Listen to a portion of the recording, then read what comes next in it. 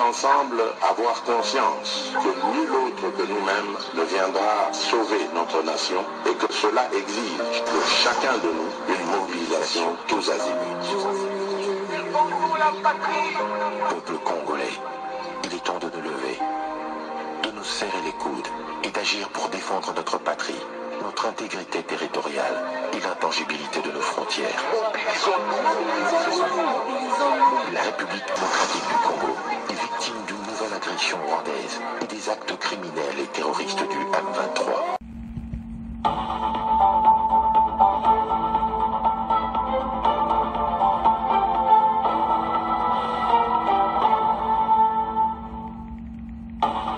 Bonsoir, bonsoir, bonjour, c'est Congo News 24. Bande Konanga, comme toujours avant de commencer notre émission, nous disons merci à Dieu. Nous disons merci à nos chers abonnés et téléspectateurs qui nous suivent partout dans le monde et en RDC. Bande Konanga, soyez les bienvenus. À la une, chers téléspectateurs, on va commencer cette émission Bandeko. Oyo Elekina Luanda. Boyoka. Comment communauté internationale va commettre la pression sur des sanctions contre le Rwanda. Beaucoup yoka réaction française, beaucoup yoka ba réaction dengue na dengue contre Oyokaka Rwanda. Alors, tout développant une émission nabiso. Deuxième point, chez téléspectateurs, le président burundais explique pourquoi Kagame ne respecte pas les accords signés. Azako explique Kagame a respecté les accords. Chers téléspectateurs, émission Nabise Bandi et comitant tout sur l'ensemble Masolo Yamboka. Bandi Kotoko Bandi émission Nabise sur accord à Luanda. Balo bien accord Koufi ou bien Ekozali Souchou. Alors, qu'est-ce qu'on peut faire maintenant? À part, bazo senga ba sanction contre Kagame. Et puis, ministre, il y a affaires étrangères, la sanction, ambassadeur, nyon, sur l'Occident, koyeb sabango, sur la situation. Et maintenant, toko kende de alors, toko développons ensemble, toko à comprendre à quel point, toko banda na briefing. Na briefing, ministre, Nabiso azaki clair na yango. En tout cas, Rwanda sali manœuvre trop. Et puis, Makamona ese sali plus de 25 ans. Toke na 30 ans. Tokomi na suka na yango. Yana sebi nomba nambala eti. Kagame akomi na suka. La RDC baliba sili sa yango. Kagame abite, soto ke kosinye. Makambo esili. Biso toko suka wapi. Et puis Kagame azana histoire ak do ba accord à respecter angote. Toko tiela bino présent Burundi azako expliquer pourquoi Kagame ne respecte pas les accords. Ezamawa tant bazako bon sa dossier où il y a les 15. Bazaki wana makambu oyo ba eko tia na dernière minute batia koloba yangote. D'abord il y a un 23 que RDC a dialogué na 23 ba loba ngokala. Mais loba mal chute pas ses positions c'est clair tout l'accès qui ba. Ba comprendre kian. Ya on tient to lo que président rwandais azamutu ba kosane ba accord. Même ataza kena Rwanda bo signer za nango ya soluti. Ako tourner derrière les deux aller. Donc, Bamakamu Kagame zo sala est difficile pour négocier. Mais à komena suka. Ba accord nyonso bozo yoka et pas Kagame et kotia o ebimia. Parce qu'il y a ça déjà besoin de plan. A comme déjà na kati ya wajuji ba territoire. Azana besoin ya ba minere à piller nenga moni. Donc, aussi, bah, quand c'est ça, le Pexi a continué comme Naïti. Et puis, il y a Zotinda, bah, armée rwandaise M23, n'a pas le Makam, qui m'a loin des talibisoti. Mais bah, l'équipe a tout maïliti. yazo kangama lisusu parce ba okotsa accord ya Nairobi processus à Nairobi wane pa yefazala M23 ya ba groupes armés akoboya yango Kagame kosuka wapi yalobi ke M23 fazala phare des habitants et RDC je m'excuse gouvernement solitaire problème à terre maintenant tout y accord wana Nairobi et à l'ensemble tout y est babati au niveau il y a Union africaine comme ça va groupe armé nyonso bakino betana mitu wapi na Nairobi baomba okende te ur keneta lo clair ba baomba poni ba arme ba lingi makambo wana ti donc ozomona bien que Kagame a comme le cola instrument oyo eza bien utilisé pour déstabiliser Est et RDC. Et surtout que à l'occasion que j'ai un village pour n'avoir mon qui savent. Alors Kagame azamutu penda ba korti. Kagame partira RDC kaka na biblo kwa moto. Ayoka kama kambo tuti, il n'écoute que les armes na ba M23 na yi. Ne ba konji ba coincé na suka mena. Boko mona Kagame kobimisa dossier mususu. En tout ça, je perds biso temps. Au lieu de ça, la makamus. Donc, le président rwandais est difficile à traiter. Beaucoup de mission makamuzi bili. Alors, na yoki ministre des Affaires étrangères na makamba solo là.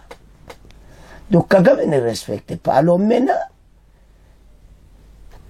beaucoup de monde a deuxième partie. Comment Kwamba a ben saki ba ambassadeur.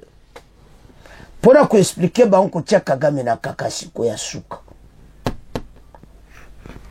Alors maintenant, Toyo Kanano, où est le cas qui n'a briefing? Peut-être Hollanda qui a comment ministre des Affaires étrangères, Bandeko, elle travaille. Ndenge ne meko expliquer comment ndenge roi parce que ndenge azawanako nasi Thérèse Wagner penala talika Rwanda bi nayoka kana sang bato basaboy baza bato moko baza na ba désordre moko bien organisé na ba corps en dernière minute ba yena dossier moko poison parce ba yebete biso linga angote wana tout pas s'échapper na accord oyo kosisa makama Kagame kulia nini yantia tolwe Kagame utika makambo uti makambo to esalama suka RDC bojika ba armée belé bo attaquer Rwanda makambo ici la pratique je suis pas sûr alors tola nan briefing totanga bon auto avance réaction France après l'annulation du sommet mais to banana briefing parce awa kai kwamba lobi qu'il faut appeler la communauté internationale maintenant baloba la RDC ses partenaires tant publics privés doivent s'attaquer aux principales causes structurelles qui constituent les éléments moteurs du conflit qui persistent dans l'est du pays, à savoir l'exploitation et le commerce illégal des ressources naturelles et la culture de l'impunité. Il faut impérativement que les États-Unis, l'Union européenne, la France, le Royaume-Uni et d'autres partenaires acceptent des sanctions économiques et suspendent leur assistance militaire au Rwanda, tant de soutenir les M23 et agressera la RDC. Et tant que les États des régions ne respecteront pas de bonne foi les engagements pris à titre de l'accord cadre, c'est le seul langage qui entraînera des effets concrets, à savoir mettre la fin à la souffrance et mettre la souffrance aux millions de Congolais, à l'Urance et à l'Est du Congo, ingérence rwandaise. Denis Mukwege, c'est dimanche. Denis Mukwege lobby, c'est l'occasion à Tata Oyo. Et Zaka Kebe, États-Unis, bateau tout. Batia pression sur Kagame. Et la militaire Maba Benganaï a quitté le sol congolais. Et c'est Bakosala. Administration Trump, réponse aux Nini. Entre-temps, la France, Aza pour Kagame. Voilà le problème de Zanango. Comme l'avait souligné le pape François lors de son dernier séjour à Kinshasa, nous ne pouvons pas habituer au sang qui coule dans ces pays.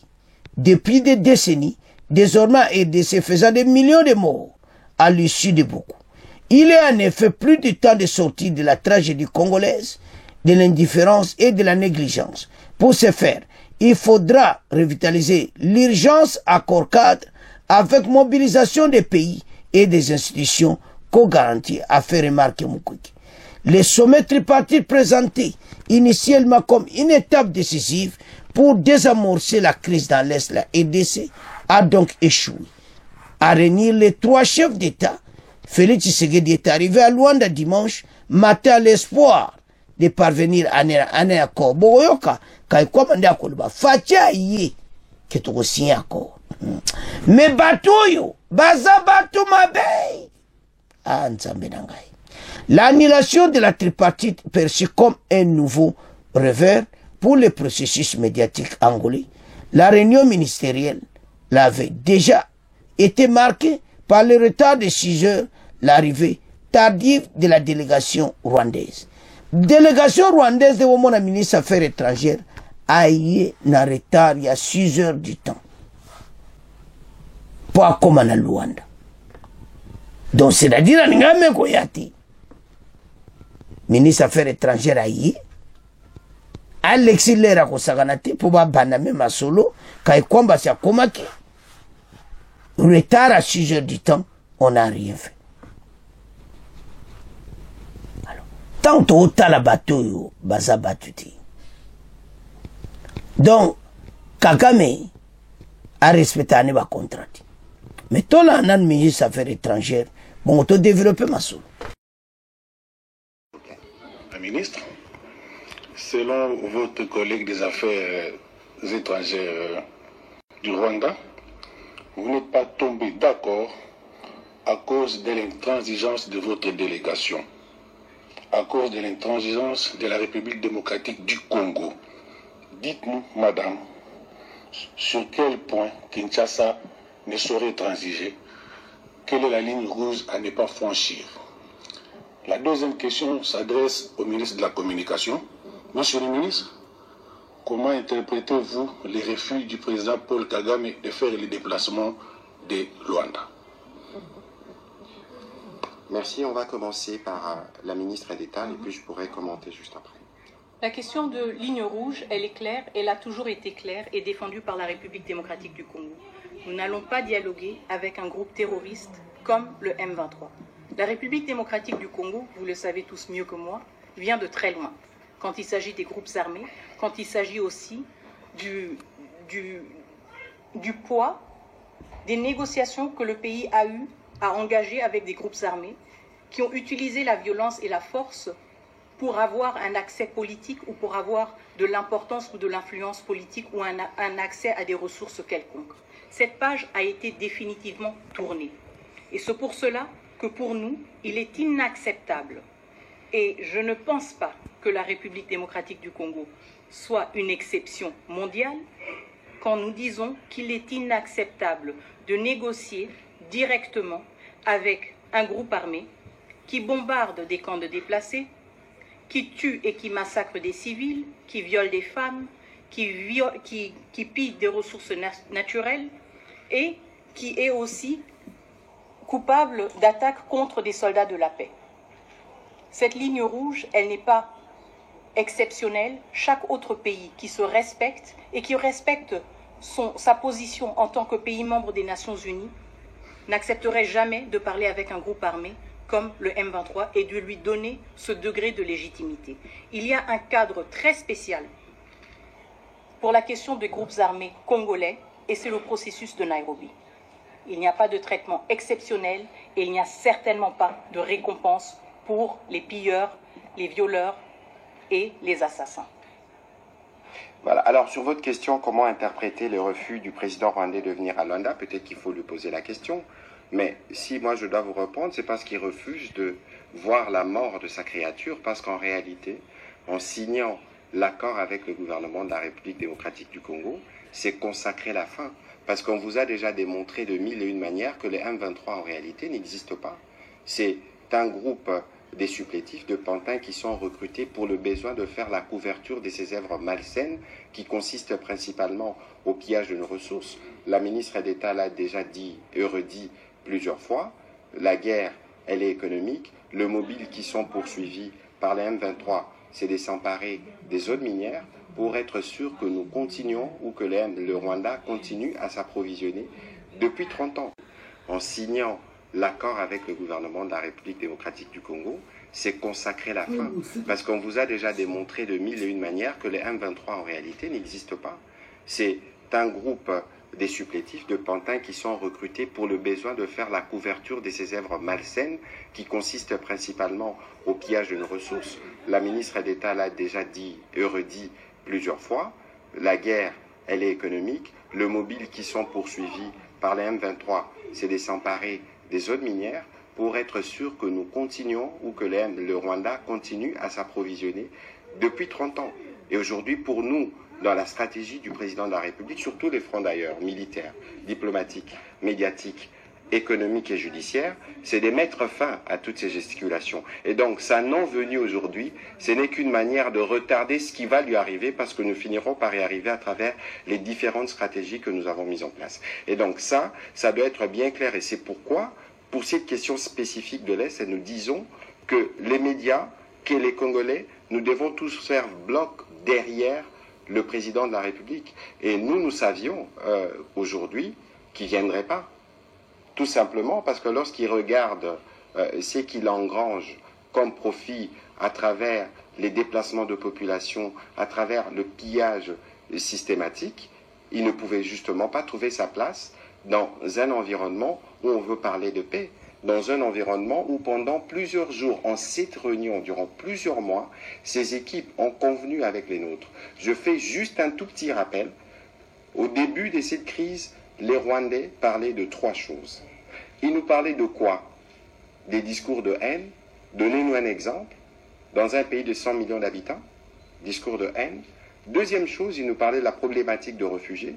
Le vice-premier ministre Lutunduba, qui a précédé Madame la Mineta à cette fonction, a signé avec la partie rwandaise des accords sous les auspices de Philippe Augrandi à Genève pour régler la problématique de réfugiés. Et que par la suite, il y avait cette question récurrente, jamais achevée des FDLR, mais nous avons concédé parce que nous voulons aller vers la paix lorsqu'on parle de neutralisation. Et donc aujourd'hui, il y avait donc sur la table plus aucun prétexte pour que nous ne puissions pas faire le pas en avant.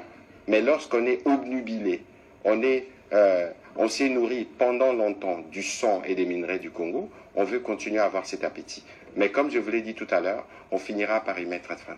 Les amis ne vont pas m'en vouloir. Une dernière question. Allez-y rapidement alors. Est-ce donc un refus pour revendiquer la paternité du M23? Mais je l'ai dit en liminaire, c'est la paternité du M23 qui a été bien évidemment revendiquée. Parce que vous savez, avant, c'était toujours des camouflés. Si les M23 étaient véritablement un problème congolo-congolais, pourquoi le Rwandais doit en faire une exigence dans les discussions avec les Congolais? Pourquoi?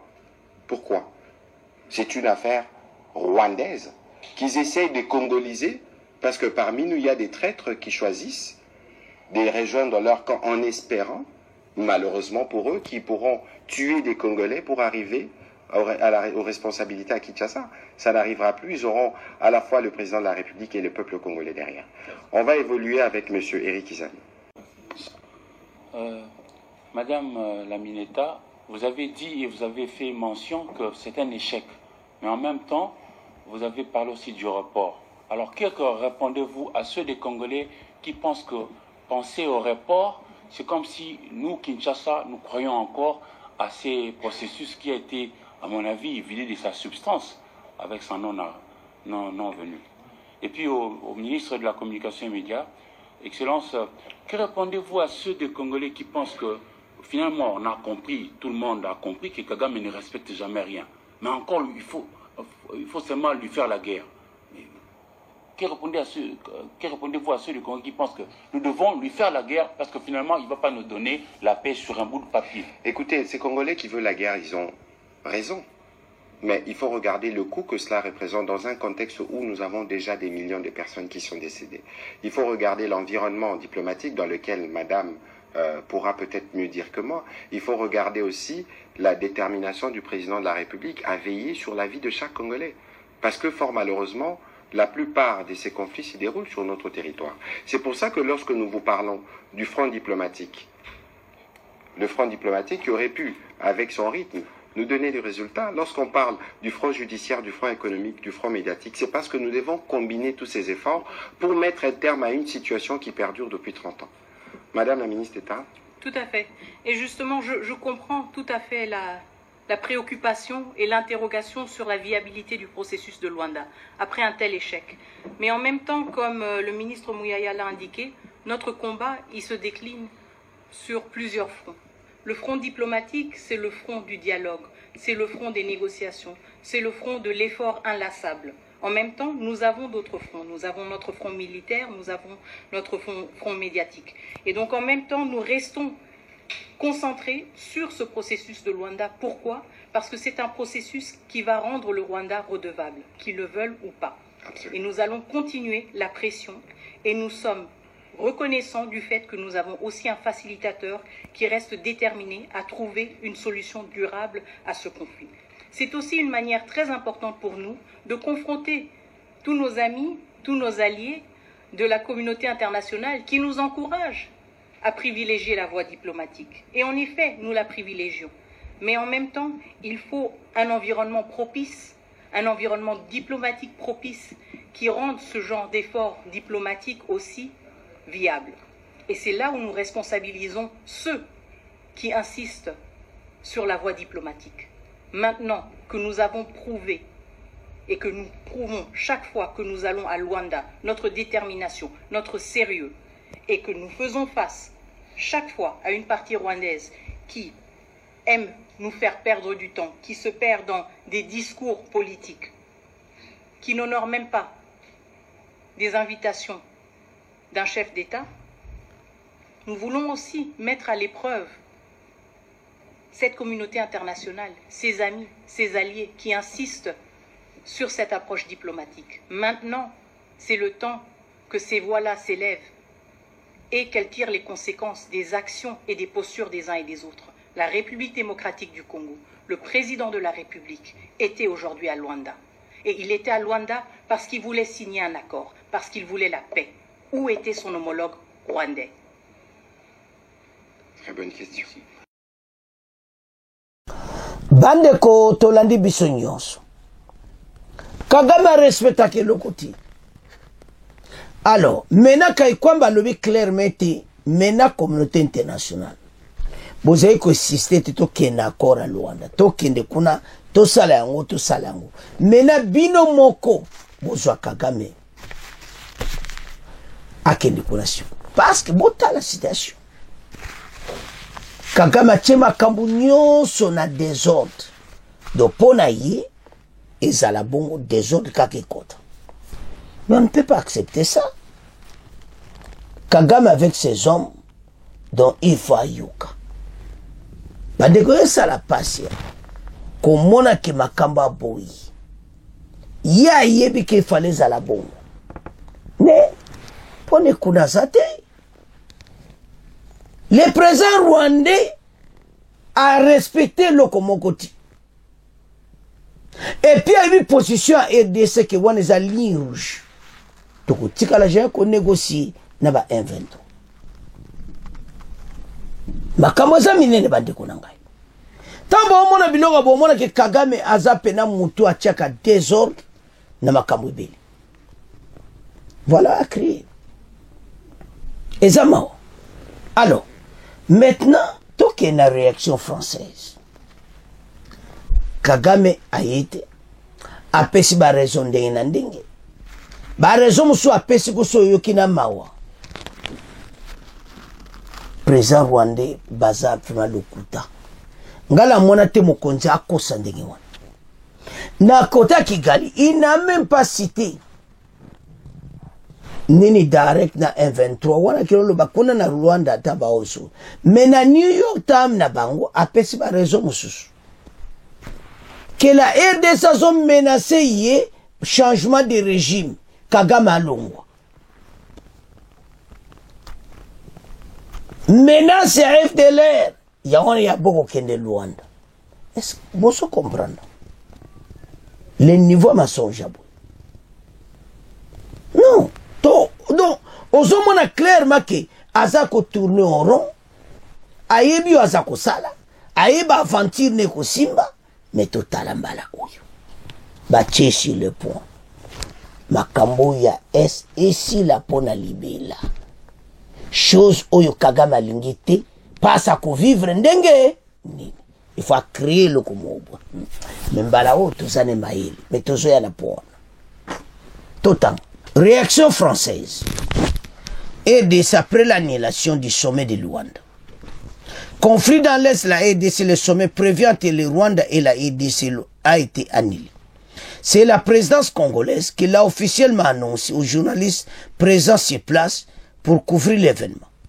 Une information confirmée par la délégation congolaise, on constate que la tripartite n'aura pas lieu, qu'une partie n'est pas là. Confie une source sur place. La partie qui n'est pas là, c'est donc le Rwanda. Le président Kagame ne s'est pas rendu à Luanda à cause, explique Kigali, l'impasse des discussions suite au refus de Kinshasa de négocier directement avec le M23, rapporte Lucien Mouya. Selon le ministre des Affaires étrangères rwandais, Olivier Nduhungirehe, le sommet n'avait eu lieu des raisons d'être à l'impasse des discussions des chefs de la diplomatie. En effet, des tensions étaient apparues samedi, vers la fin de la journée, au moment où les ministres des Affaires étrangères ont annexé les rangs de discussion. Jusqu'ici, les réunions protocolaires enchaînent à chaque délégation et les Angolais. On travaille le scénario, la scientifique d'un accord, confirmé une source diplomatique samedi. Alors, mais ce qui a été question d'entrer dans cet accord, les esprits sont échauffés. Les discussions ont eu lieu, mais ces discussions entre la RDC et le M23 exigées par le Rwanda, c'est la ligne rouge de Kinshasa. Depuis plus de 2 ans, Kagame a eu bien au Kibisuto Salaam. Boyoko a combination pour sa part, le Nyotama Kigali justifie l'absence de Paul Kagame par les menaces de changement de régime proférées des responsables congolais contre le Rwanda et la présence continue de FDLR, milice fondée par les restes. Donc, tant la kababilo kwa bouye. Bon, on a clairement mensonge na kati. Kagame ozo kende na makambo yo wapi. Ma président américain ba joba responsabilité na bango. Donc makambo za mubulu. Président France Macron, Mota Kagame, niveau tozo kende. Ce que États-Unis binona Union européenne bo sooli bienti. Bo retirer mutuna binoti. Ba mene ba kitete. Makama mumuye oe ko yinda, vous payez les conséquences. Alors, Tolanda ba français, réaction française, bon auto avancé. À la une, le processus de paix au point mort dans l'est de la RDC. La réunion tripartite prévue à Luanda en Angola entre le président congolais Félix Tshisekedi, rwandais Paul Kagame et angolais João Lourenço, cette réunion n'a pas eu lieu hier dimanche, constate le site congolais 7/7. D'après la présidence congolaise, l'annulation de cette rencontre a été causée, pointe le site, par le refus de la délégation rwandaise de prendre part à la réunion. Et en effet, précise Beto, autre site congolais, Kigali a subitement conditionné sa présence et par conséquent la signature d'un éventuel accord à l'ouverture d'un dialogue direct entre Kinshasa et le groupe armé M23, une exigence jugée inacceptable par Kinshasa qui voit une manœuvre délibérée pour torpiller le processus de paix de Luanda. Pour sa part, le New Times à Kigali justifie l'absence de Kagame par les menaces de changement de régime proférées par les responsables congolais contre le Rwanda et la présence continue dans l'est de la RDC des FDLR, milice fondée par les restes des auteurs du génocide de 1994. 1994 contre les Tutsis. Bref, on en est toujours au même point dans ce conflit qui ravage l'Est du Congo depuis plus de 25 ans. Oui, l'échec de cette rencontre illustre le climat de méfiance profonde qui règne entre les deux parties, relève Afrique.com. Kigali exige des garanties fermes sur l'ouverture d'un dialogue avec le groupe rebelle M23. De son côté, Kinshasa insiste sur le retrait des troupes rwandaises du territoire congolais et l'arrêt du soutien aux rebelles. Ces désaccords rendent tout compromis difficilement envisageable. Avec l'annulation de ce sommet, les perspectives de paix dans l'est de la RDC s'assombrissent. L'échec de Luanda donne l'impression que les points d'achoppement entre le Congo et le Rwanda n'ont pas évolué, pointe pour sa part le site spécialisé sur la RDC Afrique Arabia. Kigali considère toujours la crise du M23 comme un problème congolo-congolais, à l'inverse de Kinshasa qui pense que sans le Rwanda, le M23 est une coquille militaire vide. Le Rwanda défend l'idée que le nœud du conflit se trouve justement entre le M23 qui défend la communauté rwandophone et les autorités congolaises. Pour Kinshasa, le refus de négocier avec la rébellion est directement lié aux multiples échecs du passé et aux nombreuses intégrations ratées de rebelles au sein de l'armée régulière qui ont systématiquement donné lieu à la création de nouvelles rébellions. Et pendant ce temps, la guerre se poursuit donc avec son cortège de souffrances pour les populations civiles. Témoin, ce reportage à lire dans Le Monde Afrique sur les centaines de milliers de personnes déplacées qui sont venues se réfugier aux environs de Goma, dans la province du Nord Kivu, pour se retrouver dans des camps où règne l'insécurité et la misère. L'ouest de Goma est le réceptacle des malheureux qui fuient les plateaux et vallées du Massissi et de Walikale, au-delà du versant occidental du volcan Nyiragongo, rapporte l'envoyé spécial du Monde Afrique. Les sites ont pour nom Bouimba, Moulengo, Roussayo, Luchaga, Rego. Partout, le même spectacle, une mer de bâches blanches. Combien sont-ils, ces hordes de déplacés? Au moins 600 000, d'après une évaluation effectuée à partir de photos aériennes par plusieurs ONG. Plus d'1 million, selon le Bureau de la coordination des affaires humanitaires de l'ONU. Nul ne sait précisément. Au moins 600 000 personnes donc, qui ont besoin de nourriture et de protection. Oui, dans le camp de Louachi, par exemple, pointe Le Monde Afrique, c'est le programme alimentaire mondial, le PAM, qui nourrit les gens, en partie débordés. L'agence onusienne subvient aux besoins de base de la majorité des ménages, seulement les autres tentent de survivre. Il y a aussi le problème de l'eau potable. Au bord du lac Kivu, MSF a installé 8 pompes qui tournent 24 heures sur 24, reliées à 24 cuves de 10 000 litres dispatchés dans des camions-citernes ou dans le réseau de tuyaux qui court sur une dizaine de kilomètres, mais cela ne suffit pas. Enfin, l'insécurité permanente, relève encore Le Monde Afrique. Exemple, les femmes ont demandé qu'il n'y ait plus d'ampoules autour du bâtiment des latrines pour ne pas être vues la nuit. Les chiffres de violences sexuelles, en effet, principale forme de violence parmi les déplacés, sont effrayants. D'après une étude de MSF, plus de 10% des femmes adultes dans les camps de déplacés ont déclaré avoir été violées. Bandeko tolandi biso nyonso bomona koma le président rwandais ndenge azomema makambo tolandi bafrançais baza toujours na tendance moya okotela mpe rwanda l'air moko mais bakomi kochange nde bolandi wana balobi mpenza correct mais le problème oyo bango badévoile wana Kagame en tout cas aza moto bakotie confiance te. Donc à makambo kaka na dernière minute a posé condition ya 1-23. C'est parce que bamba somona que 1-23 zo gagné terrain. Ba konzi il faut pas comprendre côté wana. Ba somona que 1-23 autozoa Matembe autozoa Alimbongo na Lubero 1-23 zo mwa lokola ki musani to sama biso 1-23, il faut la coincer d'abord sur le terrain. Ndето tia béton à saké. Faut luka béton makasi bocha. Saké ba ko le kate. Bo béton makasi ba le kabake ni Lubero sans traiter.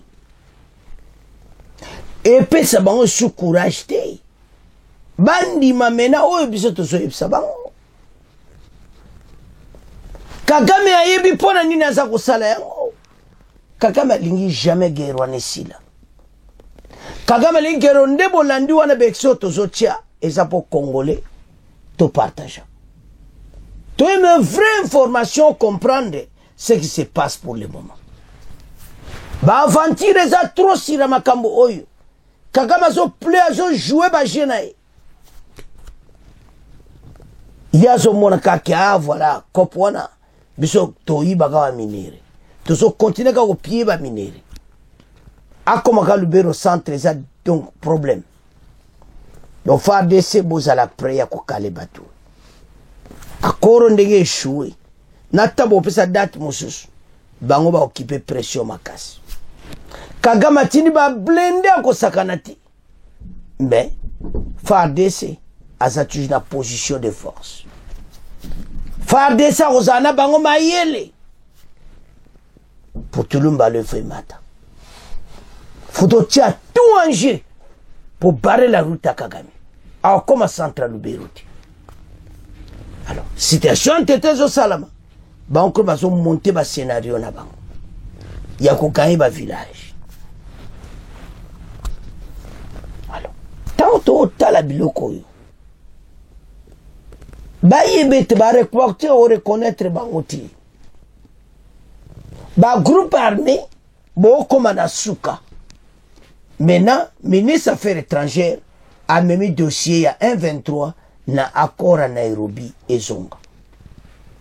Bango tout bakende kuna comme ça, hier je suis raison mususu. Ba ambassadeur basaki présent kai kwangwa lobby. Mais à conclure à ebsi bango que maintenant to même accord à Nairobi et comme à niveau ya Union africaine. Comme ça et comme à haut niveau.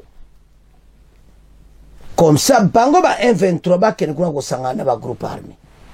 Parce que biso jamais to négocier na bango. Wana kai kwamba abengsi ba ambassadeur tu. Ese ba ambassadeur wana. Baza pena pour payer ici là. C'est ça la situation de zo vivre na mboka. Ces ambassadeurs c'est baza pour vraiment ici là. Ba scénario aboyi ba congolais ba lembi bazana posaka alika moko fin de la guerre à l'est. Alors bango occident ba boyi bitumba ba lui boko bundate il faut kaka bo négocier na accord à Luanda. Accord à Luanda Kagame aye mena bo pese sanctions économiques, politiques, économiques. Kagame a sanctions maintenant. Le gouvernement congolais va payer sa sanction. Alors, sur ce, le ministre des Affaires étrangères a convoqué l'ambassadeur na ministère des Affaires étrangères pour expliquer la situation. Pour que l'accent zelani banba kende sikoyo pour na 1-23 oye Kagame 1-23 esa olinga kende na accord à Nairobi. Tolanda kai kwamba bongo to avance. Alors, ministre des Affaires étrangères na briefing na ambassadeur a expliqué comment ndenge makambo il faut bakena. Bandeko makambo tozanango eza makambo tozomona kaka boyi. Mais eza makambo ko sakanati. Nde bozomona ministre affaires étrangères wana abengisi ba ambassadeur na ministère affaires étrangères pona kopesa bango suite ya oyo eleki na Luanda. En tout cas, to féliciter Kaikwamba. Aza vraiment ko travailler. Nde bozomona wana na katikati na ministère affaires étrangères azako solo na bango nde ni makambo yo tukokenango na Rwanda. Bandeko yo salamawa ya ontina fuwa pesa ka Rwanda sanction. Alors tolanda réunion wana nde Kaikwamba expliquer sur processus ya Nairobi. Commandez bakoko avancer nango pona ko coincer Kagame côté à 1-23 bongo to avance parce que même bateau tout te éviter ezamawa mais to là parce que Uhuru Kenyatta a toujours na besoin de continuer yango le processus de Nairobi comme ça 1-23 ba kene kuna masolo beta maikuna. Alors to là na Kaikwamba na ba ambassadeur bongo to avance. Blaise Kaikwamba Wagner a échangé avec les diplomates accrédités à Kinshasa face à cette énième impasse que vient de créer le chef de l'État rwandais. Elle a dit au micro de Edith Chala. Je voudrais réitérer et clarifier que la République démocratique du Congo s'est concentrée ces derniers mois sur le processus de Luanda. Pourquoi? Parce que c'est un processus qui vise à mettre fin aux tensions entre la République démocratique du Congo et le Rwanda, tensions qui se manifestent à travers la violation de notre intégrité territoriale. Et donc pour nous, ça a toujours été une priorité de rétablir d'abord notre intégrité territoriale, afin aussi de pouvoir mieux mener et entreprendre les objectifs du processus de Nairobi. Donc nous avons gardé le cap sur le processus de Nairobi, même s'il n'a pas été aussi visible. À cet effet, le président de la République a aussi eu l'occasion d'échanger hier à Luanda avec le facilitateur du processus de Nairobi, entre autres aussi sur le parrainage institutionnel, si vous voulez, du processus de Nairobi.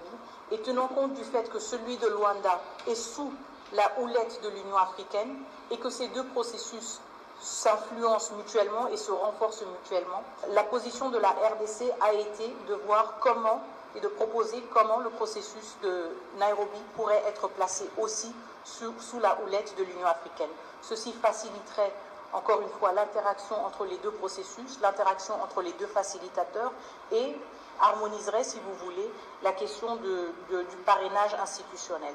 Et donc c'est une question qui est, je ne veux pas dire sous examen, parce que c'est un processus congolais. Donc nous avons émis ce vœu et cette priorité, et nous sommes confiants que ceci va se matérialiser incessamment, et que cela va contribuer justement à un processus de Nairobi plus dynamique et en synchronisation. Bandeko tolandi biso nyonso ministre affaires étrangères masolo na ye na ba ambassadeur. Donc on comprend clairement et situation niveau de commune. Ba koro est comme un problème parce que Kagame a aussi à respecter un outil. Donc ça n'a pas su ka bomona. Ma comme président Burundi à lobby. Dans la situation tozanango ezo senga était bateau il va obliger mutu na bango. Parce que na boy Kagame rien faut par force. Donc autant isoleka. Fallait aussi s'accord à Luanda, accord à Nairobi, baluba qui est 1-23 kende kuna. Kune pas ba groupes armés, le quoi yé Kagame Zuma le problème ante ba congolais, mais ba qui est accord à Nairobi. Accord à Nairobi pe ba 1-23 ba zolo ba ke bango ba ok na ba arme. Makamboza minene, mais eza piège pour na Kagame obatili. Accord à Nairobi wana. Donc Kagame a comme une situation difficile, ba au coincé ndé en savante. Ndé to landi wana. Ministre affaires étrangères c'est sur accord à Nairobi et comme à ce qu'on a niveau Union africaine. Comme ça 1-23 qui la sangana ba groupe armé. Yeswa boya bokoyoka. Voilà la situation pas to commis. Kagame a un problème sérieux maintenant. Même si ko bango occident ba lobby nini. Masolo tolandi na ba ambassadeur wana. Donc situation toujours vivre na RDC. Peuple a chaque espoir na Luanda bakamukosila. Ça n'a pas facilité. Kagame sali dernière minute. A kotire logo mo boye bebisi bakamutu. Avec RDC jamais to négocier na bango. Mais pourquoi yena? Aibi. Ba Kagame. Mais a comme anasuka. Ndeto la nika ikwamba na si procédure Nairobi comme à niveau africain, ye 1-23 sangana kuna esa okende. A okende te place Kagame akoma coincé. Ça dit solution na biso ezaboi. Makambo esila. E kozonga lisuste so bango bazo kansa ke toko yaba sangana ba senga suba ba poste na kati ya armée ba bossa na pona libela. Et quand tu as la maté, parce que le va créer sur 1-23 moussus. Yango tina, to boy yango. Nde bazana, babo sana kuna mituna monkyo aide sa ko sola na bango. Ce sont des terroristes, nde ministre affaires étrangères à lobby. Babomi. maintenant bazo créer bino na niveau Union africaine accord à Nairobi sikobo kende kuna siku moni plan Kagame kosuka 1-23 kokende te. Tout cela le temps passe mais bayebeti biso position toza ndenge farde sa zawana toye bango kitala bana ba place ba ligne rouge c'est belle ba oleka te omonde basuka koleka sake bakoti okoma sake te gomati o bakomensa la kawana za propagande bakotika ba place wana pe ba okento ko récupérer Lubero wana Ruchuru na Masisi nyonso ba place Mombasa. Maintenant président Burundi a reversé Kagame. Alors il y a respecté ane ba koti. To yokani pena bien. Yango tina ngana kangi frontière na Rwanda. Ba mercenaire ne ba ki na Rwanda na biso ko sala mbulu ba kochaba ko boma batu. Ba yebisi ke apesa biso bango. Basa la prison na Burundi. Biso to kangi frontière po biso to yebi ke batu na ya tindaki. Aza ko insister que Kagame mutatindaki batu. Alors mais malgré tout ça to kutanaki to soli na Kagame a respectane ba kote bande ko reverser mabe na TV5 a reverser Kagame na ndenga ko sakanati le président Burundi Tolanda bande ko point oyo eza point moka ko sakanati a peine reverser Kagame monde international football. Le président explique pourquoi Kagame ne respecte pas les accords signés. Le président Ndayishimiye explique pourquoi son pays a décidé de fermer la frontière avec le Rwanda. Ils se sont organisés au Rwanda, ils ont commis des crimes sur notre territoire, a déclaré le président Burundi. Et moi et Kagame, nous sommes ensemble, Toyokani et Teto Salaboui. Mais Kagame a tiré pour respecter Yangoti. Yango nakangi ba frontière. Tolanda, président Burundi, bon auto avance. Ce n'était pas la première fois qu'on fermait les frontières. Quand les putschistes ont fui vers le Rwanda, on a fermé les frontières. En 2020, je voulais montrer la bonne foi que j'ai. J'ai ouvert les frontières et j'ai entamé le dialogue avec le Rwanda. On a fait un dialogue, on a fait des rencontres et on s'est entendu très bien. Et le président rwandais a accepté réellement de remettre ces putschistes au milieu de la juridiction burundaise. Il y a eu des équipes techniques qui se sont rencontrées plus de 5 fois et ils se sont mis d'accord. Mais quand il s'agit d'appliquer, c'est là où c'est difficile. Jusqu'à maintenant, mais malheureusement, au moment où ils refusent de remettre ces putschistes, ils organisent le terrorisme au Burundi. Ils se sont infiltrés du Rwanda et ils ont tué des gens, ils ont fait des actes, des crimes terroristes ici dans le pays. Donc vous accusez le Rwanda d'avoir commis des attentats terroristes sur le sol burundais? Parce qu'ils venaient du Rwanda, ça se planifiait au Rwanda, c'est le Rwanda qui les entretient, qui les entraîne. Et ils s'infiltraient du Rwanda. Alors, pour sécuriser les citoyens burundais, on a été obligé de fermer les frontières jusqu'à ce que le Rwanda montre sa bonne foi dans la mise en œuvre de l'accord qui a été